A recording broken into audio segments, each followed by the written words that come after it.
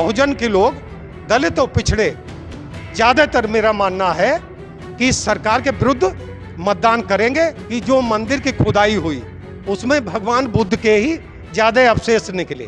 भारत में जो माहौल बन गया है वो ज्यादातर लोग जो है कांग्रेस को वोट करना चाहते हैं। कि मायावती तो समाज में आके बीजेपी से गठबंधन कर लेंगी और ये अगर लोकसभा में जीती तो ये जाके बीजेपी से गठबंधन कर लेंगी। दोस्तों नमस्कार, आप देख रहे हैं इंडस न्यूज टीवी। मैं हूं संतोष चाक्य। साथियों, आज मेरे साथ बहुजन चिंतक, बहुजन विचारक राम साहे जी हैं।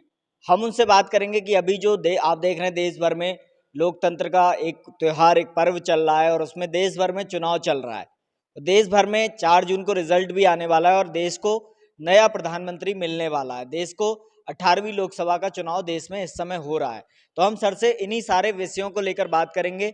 बहुजन समाज के बहुत सारे विषयों को लेकर भी बात करेंगे, राजनीति को लेकर भी लंबी बात करेंगे।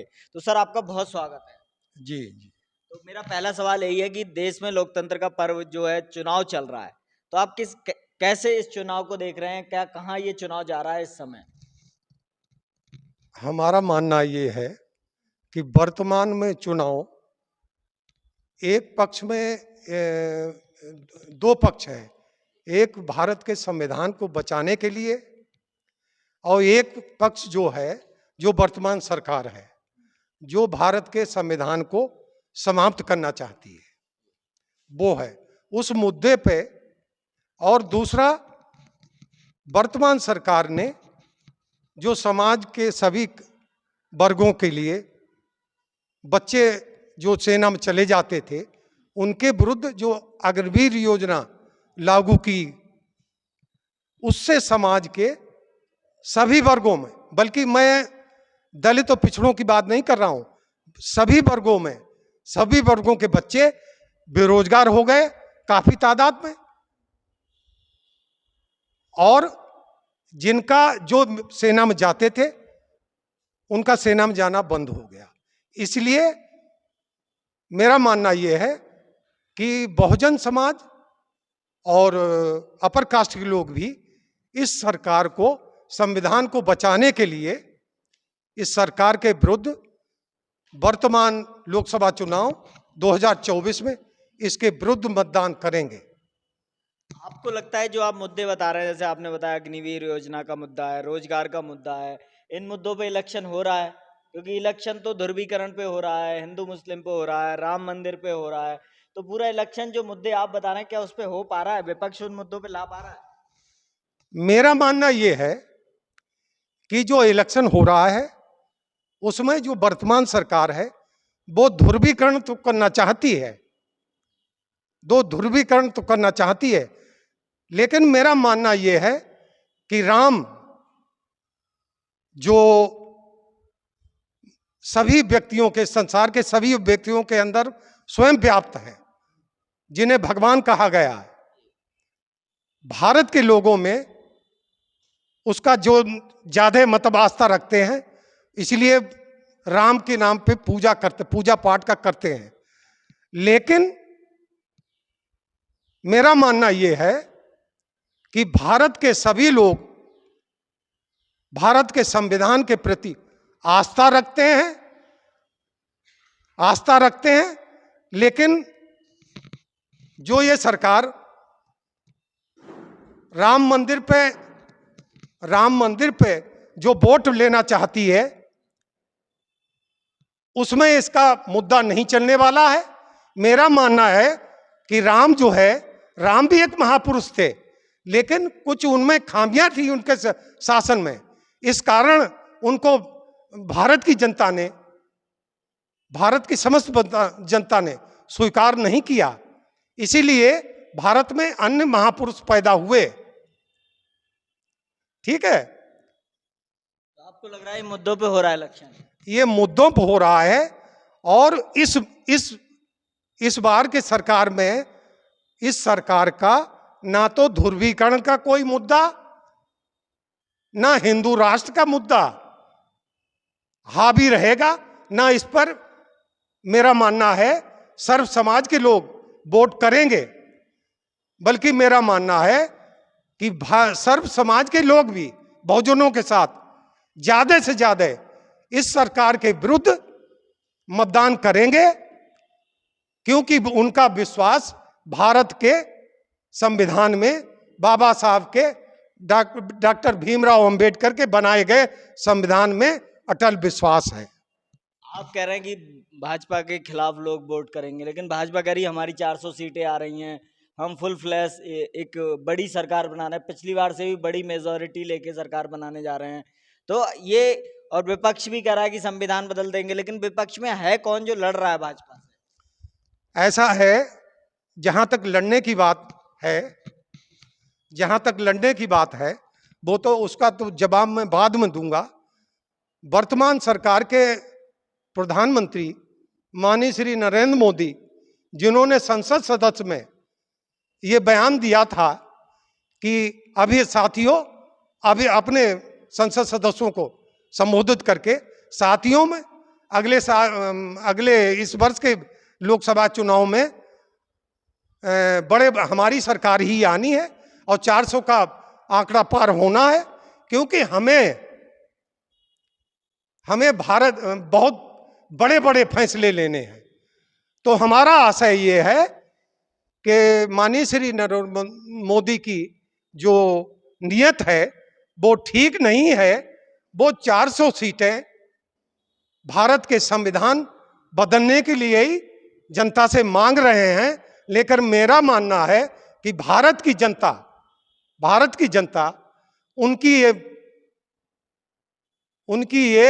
उनका ये मंसूबा कामयाब नहीं होने देगी, और जो इंडिया गठबंधन बना है उसके पक्ष में ज्यादातर मतदान करेगी। तो आपको भरोसा है इंडिया गठबंधन पर? क्योंकि इंडिया गठबंधन में तो एकता ही नहीं है, बीच बीच में टूटते रहते हैं, उनमें मतभेद होते रहते हैं। उत्तर प्रदेश में ओपिनियन पोल भी आए हैं, उसमें दिखा रहा है कि भाजपा 60 सीटें ला रही है और भाजपा पूरी मेजॉरिटी से आ रही है, कहीं ना कहीं ओपिनियन पोल वाले दिखा रहे हैं। सपा और जो कांग्रेस गठबंधन है वो कहीं भी नहीं टिक पा रहा है, और बसपा भी अलग चुनाव लड़ रही है। तो कैसे कर पाएंगे?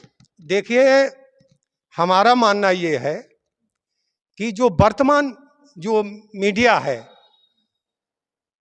जो सरकार का मीडिया है, जो इनके सरकार के पक्ष में बात कर रहा है, वास्तविकता ये है कि यहां की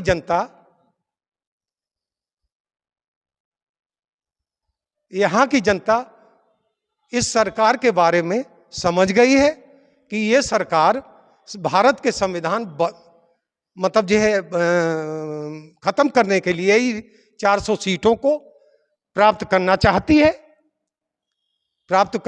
है। तो मेरा अटल विश्वास है कि भारत की जनता के अधिक से अधिक लोग इस सरकार के विरुद्ध मतदान करेंगे और जो इंडिया गठबंधन है उसको विजय प्राप्त करेंगे। एक और मसला है, उत्तर प्रदेश में योगी जी की सरकार है, तो योगी जी भी पूरे कॉन्फिडेंस से कह रहे हैं कि हम 80 सीटें जीतेंगे, या 60-70 सीटें जो है भाजपा लड़ रही है, 63 सीटें तो वो जीतेंगे, बाकी उनका जो गठबंधन है वो बहुत ज्यादा सीटें जीतेगा, योगी जी भी कह रहे हैं। तो योगी जी की सरकार को आप कैसे देखते हैं?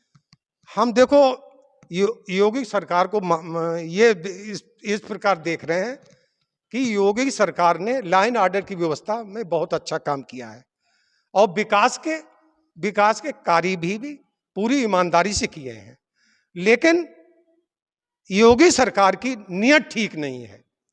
इन्होंने जो नौकरियों में जो रोजगार दिए हैं उसमें अपर कास्ट के लोगों को ज्यादा प्राथमिकता दी है, दलितों और पिछड़ों को बिल्कुल मतलब जो उनका ख्याल नहीं रखता, इसलिए दलित और पिछड़े भी इनके उसमें आ गए हैं।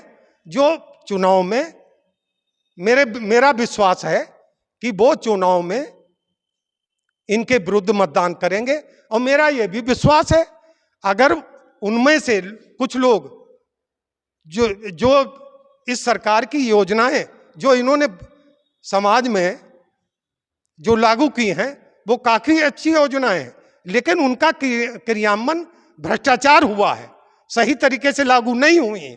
अगर वो सही तरीके से लागू होती तो इसका लाभ जरूर मिलता। इसलिए जो बहुजन के लोग, दलित और पिछड़े, ज्यादातर मेरा मानना है कि इस सरकार के विरुद्ध मतदान करेंगे।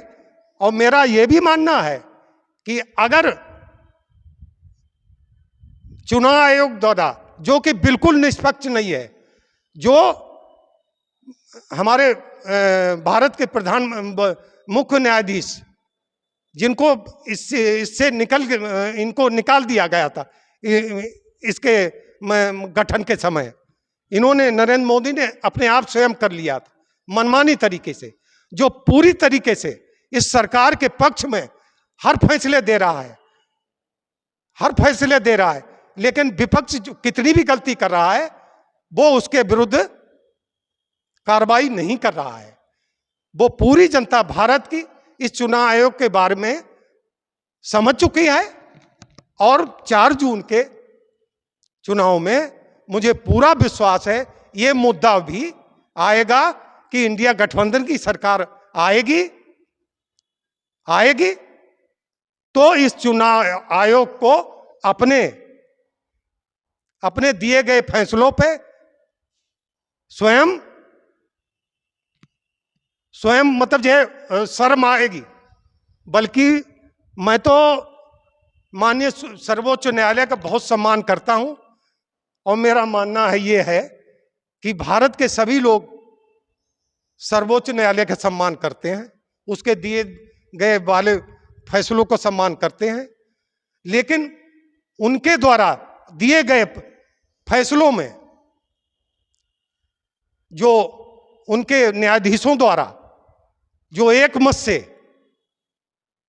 जो मंदिर बनाने में दिए गए वो गलत थे। भगवान राम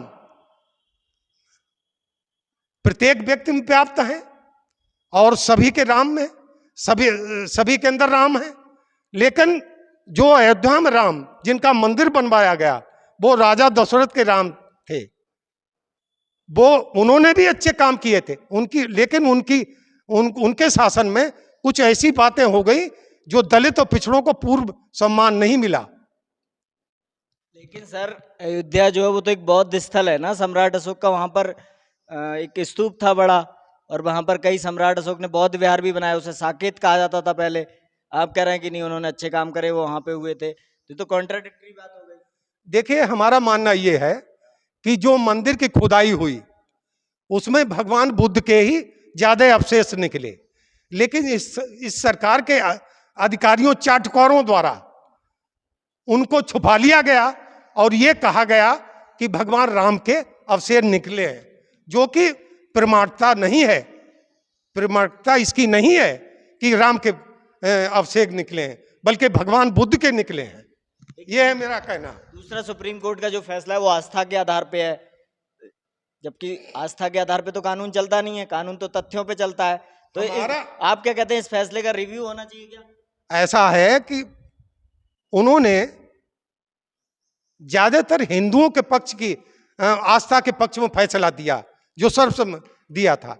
उनको अगर वो जो हमारे संविधान में जो उसकी मतलब प्रस्तावना में जो उसकी मूल ढांचे में जो लिखा गया है उसके अनुसार वो अगर फैसला देते तो वो मतलब न्यायालय का ये काम नहीं था कि वो किसी जगह पे मंदिर बनाते।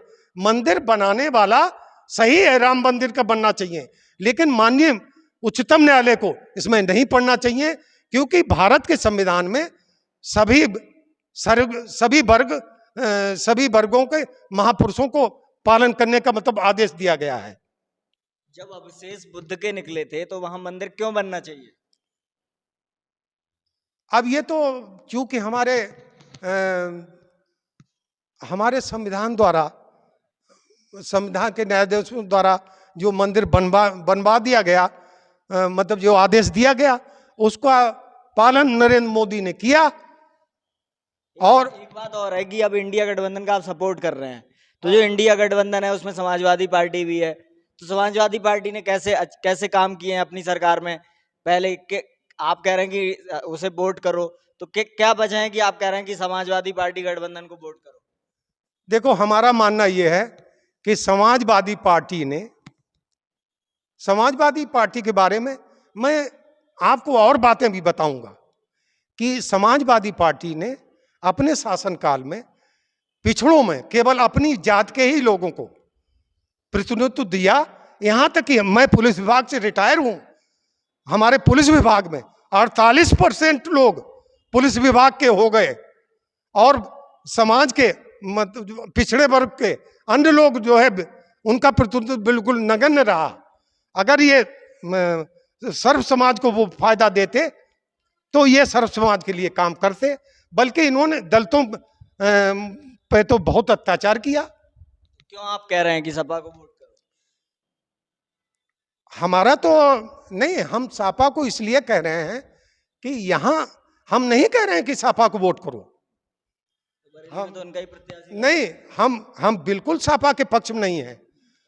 हमारा मानना यह है कि सपा ने जिसके गठबंधन किया था, जब से जिससे गठबंधन किया है राहुल गांधी ने, तो उसमें एक व्यक्ति राहुल गांधी है जो वास्तव में भारत के प्रधानमंत्री लायक है, लेकिन वर्तमान सरकार में उसके द्वारा अपने चलाए गए अभियान में उसकी छवि इतनी खराब कर दी कि समाज के सभी वर्गों में उसकी छवि खराब हो गई। लेकिन राहुल गांधी जो है वो भी तो ब्राह्मणों के प्रतिनिधि हैं। नहीं, और वो नेहरू जी के देहोते हैं, कुछ ऐसा है। नहीं, तो वो ब्राह्मणों का ही काम करेंगे। नहीं, ये बात सही है, वो ब्राह्मणों के प्रतिनिधि हैं, लेकिन उनकी जो इच्छा है वो सभी वर्गों को समान रूप से रोजगार देने और सभी लोगों को मतलब ये नौकरियों में मतलब 30 लाख वो भरने का वादा सही है। और किसान के बारे में जो उन्होंने निर्णय दिया है वो भी सही है, वो एमएसपी लागू करेंगे। इसलिए भारत में जो माहौल बन गया है वो ज्यादातर लोग जो है कांग्रेस को वोट करना चाहते हैं, कांग्रेस को, क्योंकि किसान और अन्य पिछड़े वर्ग के लोग, यहां तक कि हमारे जो मुसलमान भाई हैं, जो हमारे मुसलमान भाई हैं, उनके दिल में, उनके मतलब दिमाग में ये भावना भर दी गई है लोगों ने कि मायावती तो समाज में आके बीजेपी से गठबंधन कर लेंगी और ये अगर लोकसभा में जीती तो ये जाके बीजेपी से गठबंधन कर लेंगी। जबकि मेरा मानना है कि बहन मायावती ने जो फैसला लिया था इस इंडिया गठबंधन के पक्ष में शामिल होने के पक्ष में, वो उनका सही है। अगर वो इस इंडिया गठबंधन में शामिल होती तो इंडिया गठबंधन जो ये इस समय जिसके द्वारा आपने सुना होगा सभी चैनलों में ये चलाया गया कि मायावती अगर इंडिया गठबंधन में आए तो उनको हम प्रधानमंत्री का पद देंगे, ठीक है, ये सभी चलाए गए। एक तरफ तो आप कह रहे हैं कि राहुल गांधी को वोट करिए, एक तरफ आप कह रहे हैं कि बहन जी प्रधानमंत्री बन सकती हैं। तो ये तो दो बातें हो गई कि बहन जी प्रधानमंत्री बनेंगी, राहुल गांधी बनेंगे, इंडिया गठबंधन को ही वोट करो और बसपा को ही वोट करो, तो ऐसे तो व्यक्ति कंफ्यूज हो जाएगा। देखिए, हमारा मानना ये है कि भारत में अभी जाति प्रथा की बेड़ियां जो हैं अभी टूटी नहीं है। इसलिए भारत के ज्यादातर लोग अभी भी राहुल गांधी को ब्राह्मण समझ के उसके पक्ष में वोट जरूर दे देंगे और वो भारत के प्रधानमंत्री बन भी जाएंगे। और मुझे ये भी विश्वास है कि वो भारत के संविधान का पूर्णतः पालन भी करेंगे, बशर्ते भ्रष्टाचार ना हो। आप किसे वोट देंगे, किसे वोट देने को कह रहे हैं कि राहुल गांधी को वोट करना चाहिए लोगों को या बहुजन समाज पार्टी को? हमारा मानना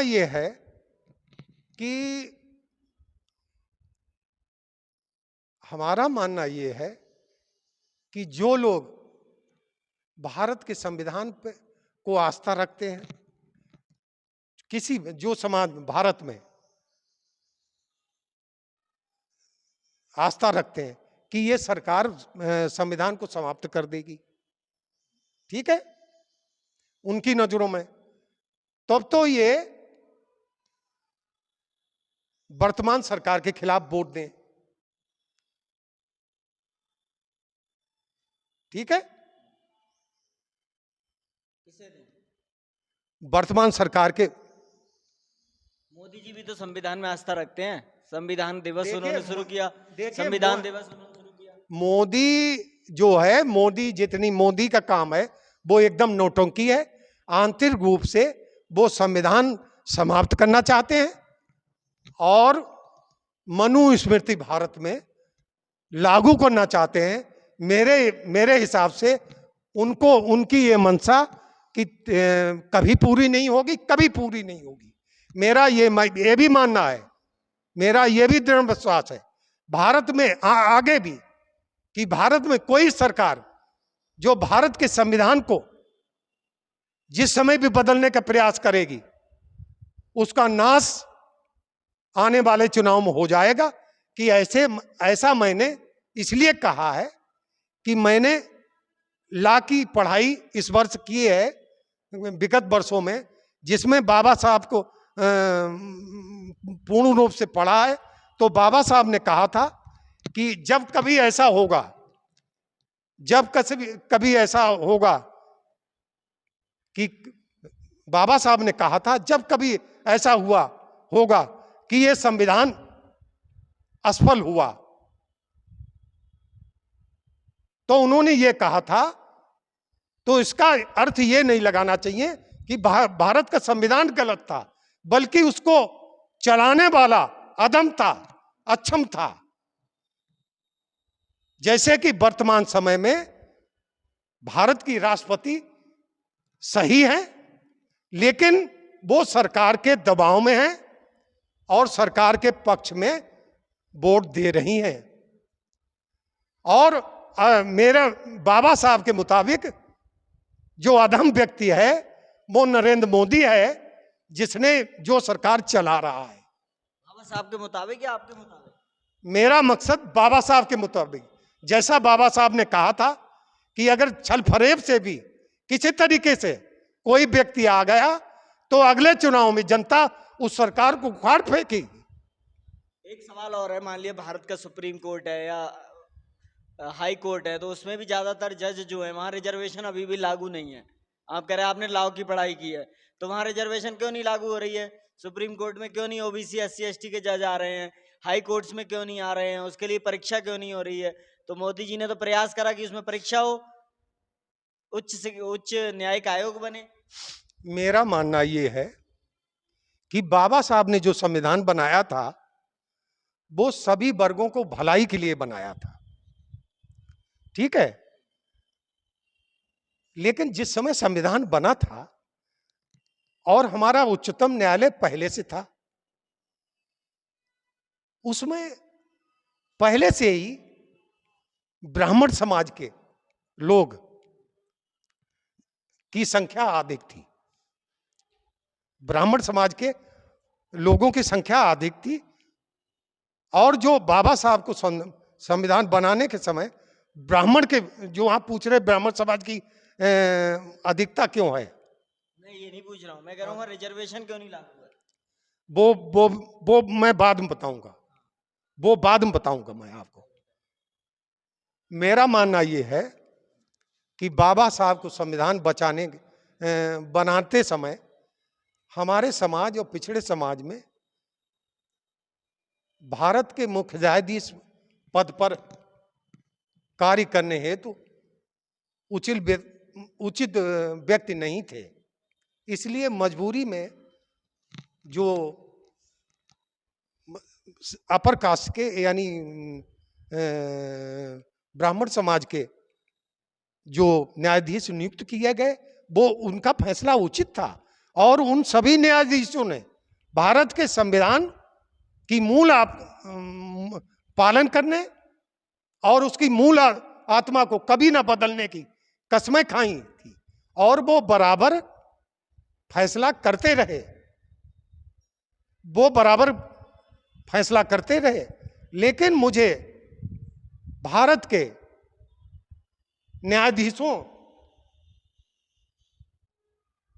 न्यायाधीशों को का फैसला में मुझे समय याद नहीं है कि जो सर्वसम्मत से मंदिर बनाने के संबंध में दिया गया था।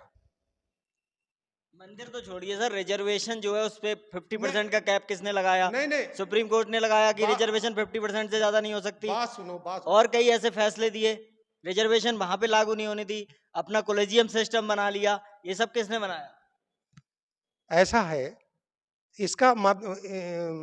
इसका अर्थ यह है कि हमारे समाज के लोग अभी माननीय उच्च न्यायालय में नहीं है, उनका उचित प्रतिनिधित्व नहीं है दलित पिछड़ों का। जिस दिन वो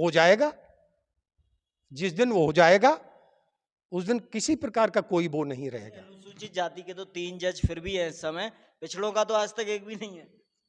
देखिए, इस समय इस भारत में विभिन्न धर्मों के लोग रहते हैं।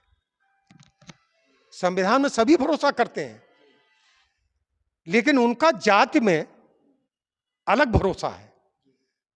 जो राम मंदिर के फैसला दिया गया, यद्यपि मुझे यह डर नहीं है कि भारत का संविधान, भारत का न्यायाधीश अपनी अवमानना मुझे मतलब बुला के दंडित कर देगा। नहीं, ये तो कॉन्स्टिट्यूशन में ही लिखा है कि supreme court is not infallible. ऐसा नहीं है कि सुप्रीम कोर्ट से गलती नहीं हो सकती। लेकिन मेरा मानना यह है कि जब भी भारत का लोकतंत्र समाप्त करने की वाली सरकार मतलब इस भारत में हो, तो भारत के न्यायाधीशों को भारत की संविधान की मूल भावना में निहित प्रावधानों के मतलब शपथ लेते ही अनुसार निर्णय देना चाहिए, जो कि उन्होंने नहीं दिया। उन्होंने फैसला दिया, यद्यपि मेरा विचार यह है कि उन्होंने भारत में हिंदू अधिक हैं, इनकी मूल भावनाओं को प्रधान मानते हुए दिया। सर, सुप्रीम कोर्ट का एक डिसीजन ये भी है कि हिंदू कोई धर्म नहीं है, हिंदू एक जीवन पद्धति है। तो आप हिंदू हिंदू बार बार कह रहे हैं, तो मैं उस निर्णय का भी उल्लेख करना चाहूंगा, तो उस पर आपका क्या कहना है? हमारा मानना यह है, ये क्वेश्चन आपने अच्छा पूछ लिया। हम माननीय सर्वोच्च न्यायालय द्वारा ये क्वेश्चन आपने बहुत अच्छा पूछ लिया, और ये सवाल मैं आपसे, क्योंकि मैंने भली बात पढ़ा है लॉ की डिग्री, मैं आपको ध्यान, जबकि श्रोता सुन रहे हो मेरी बात को, तो चाहे तो नोट कर लें। यज्ञ पुरुष दास बनाम मूल दास, ये केस 1966 का है, जिसे माननीय सर्वोच्च न्यायालय ने दिया था। उसने ये कहा था कि भारत में विदेशी लोग, जिन्हें आर्या कहा गया, वो सिंधु नदी घाटी पे आके बस गए। ठीक है, वो बस गए, उन्हें लोग सैंधव कहने लगे, और वो सैंधव को ही लोग, पारस वगैरह के लोग हिंदू कहने लगे। और यही जो आर्या थे भारत के पूरे भारत में फैल गए। इन्होंने यहां के दलित और पिछड़ों पे अधिकार प्राप्त करके वर्ण व्यवस्था लागू कर दी। वर्ण व्यवस्था का मुझे याद नहीं है,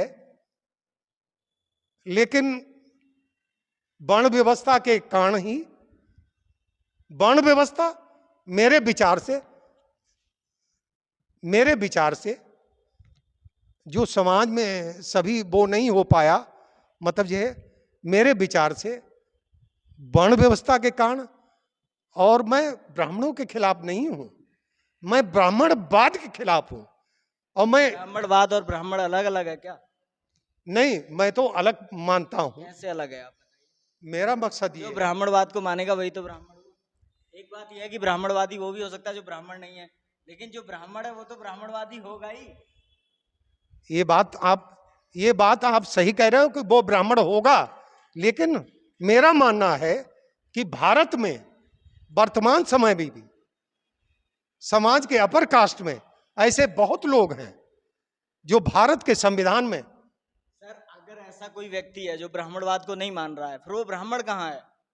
फिर तो आप उसे कह रहे हैं, फिर वो नहीं रहा ना। जो मनुवाद को मानेगा वही तो मनुवादी होगा। तो मेरा कहने का मतलब ये है कि उससे तो ये मतलब है कि देश के ब्राह्मणों में जो वर्ण व्यवस्था का ज्यादा प्रभाव लागू हो गया, लागू हो गया, इस कारण वो ऐसा करने लगे। तो अभी समाधान क्या है इस सब का? आप क्या देख रहे हैं कि जो आज देश के हालात हैं, आप कह रहे हैं कि संविधान खतरे में है, ये है, तो इसका समाधान क्या है? हमारा मानना ये है कि इसका समाधान ये है कि हमारा जो वर्तमान जो भारत का उच्चतम न्यायालय है, इस पर भारत के सभी लोग विश्वास करते हैं, करीब करीब, ठीक है। और इसके मेरा मानना यह है कि इसके सभी न्यायाधीश भी ईमानदार हैं। लेकिन मुझे इस बात से हैरत हो रही है कि उनके जो न्यायाधीश भारत के संविधान की शपथ लेकर, मतलब जे उसमें उच्चतम न्यायालय में आते हैं, लेकिन वो भारत के संविधान में दी गई मूल महात्मा के विरुद्ध फैसले देते हैं। जैसे कि उन्होंने ये मंदिर निर्माण का फैसला दिया जो उनको नहीं देना चाहिए, जो उन्होंने हिंदूवादी, हिंदू की धर्म भावना का मतलब जे वो करते हुए, क्योंकि इन्होंने एक जोड़ दिया कि भारत में। तो अब तो ये सर फैसला हो गया ना, अब इसे तो पीछे ही छोड़ना होगा, क्योंकि इसमें तो सुप्रीम कोर्ट से तो ऊपर कोई कोर्ट नहीं है। देखिए, मेरा मानना यह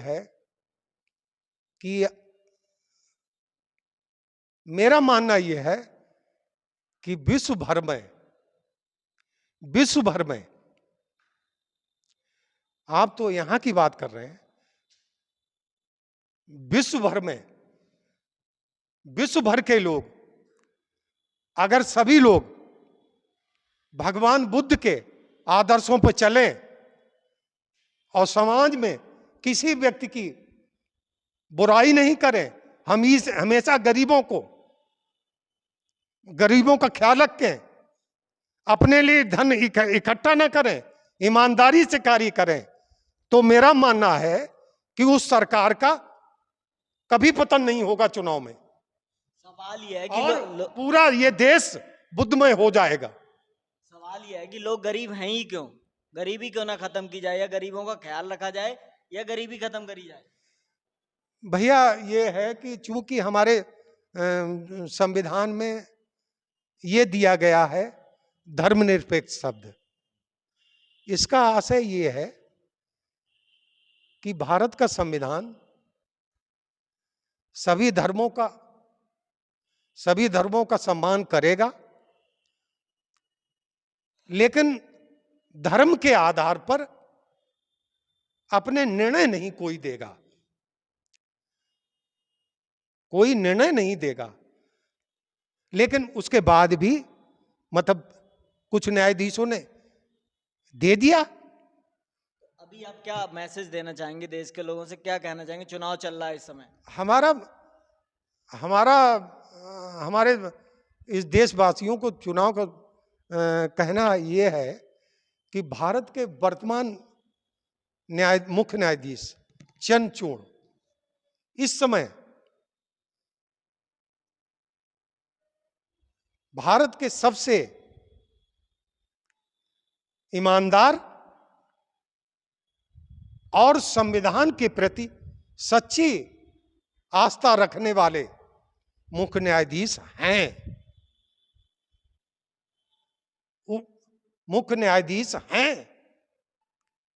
ठीक है, लेकिन मेरा मानना यह है कि अगर उनके सामने भारत के मुख्य न्यायालय में दलित और पिछड़ों को प्रतिनिधित्व देने का सवाल आता है, कोई मुकदमा आता है,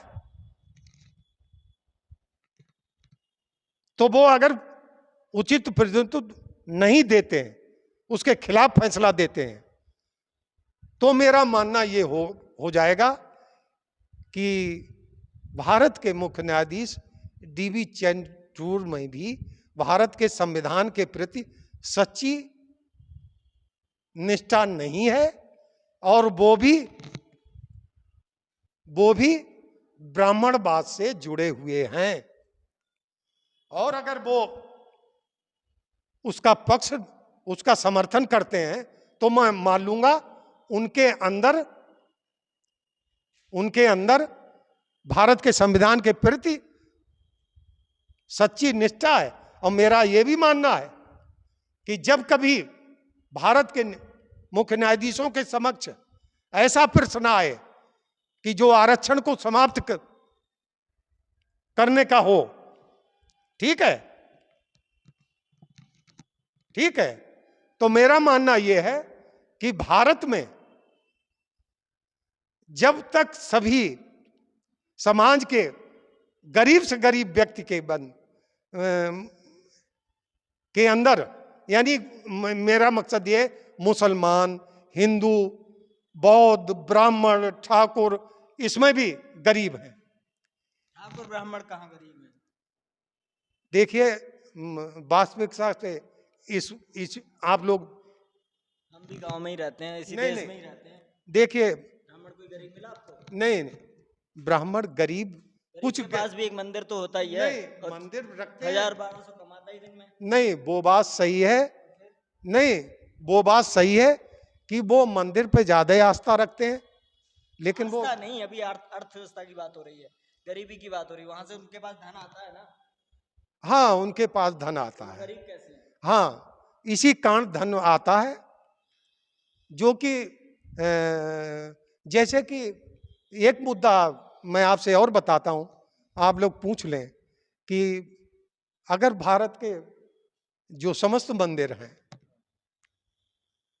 बल्कि मैं आरक्षण की बात नहीं कर रहा हूं, उसमें भी तो आरक्षण है मंदिर में, एक ही जाति के लोग तो बैठे हैं वहां। नहीं, तो मैं तो उसके संबंध में दे रहा हूं आपको, आप सवाल लीजिए मुझसे। ऐसा है कि भारत के जो उच्चतम न्यायालय है, मंदिर जो है, मंदिर के बारे में बता रहा हूं, भारत के जो मुख्य न्यायालय है, अगर कोई किसी समय उसके समय में जो भारत में समस्त मंदिर है, उसमें ब्राह्मण समाज के व्यक्ति ज्यादा बैठे हैं, और उनके समय में फर्ज कीजिए ऐसा मसला आ जाता है कि इन मंदिरों में ब्राह्मण व दलितों का भी उचित प्रतिनिधित्व होना चाहिए, बात समझ गए, उनकी आबादी के अनुसार। तो मेरा मानना यह है कि अगर ये भारत का मुख्य न्यायाधीश या उनमें से कोई, मैं तो ये भी नहीं डर रहा हूं, मुख्य न्यायाधीश सर्वसम्मत से ये फैसला देते हैं कि दलित और पिछड़ों का प्रतिनिधित्व उन मंदिरों में नहीं होना चाहिए, ठीक है,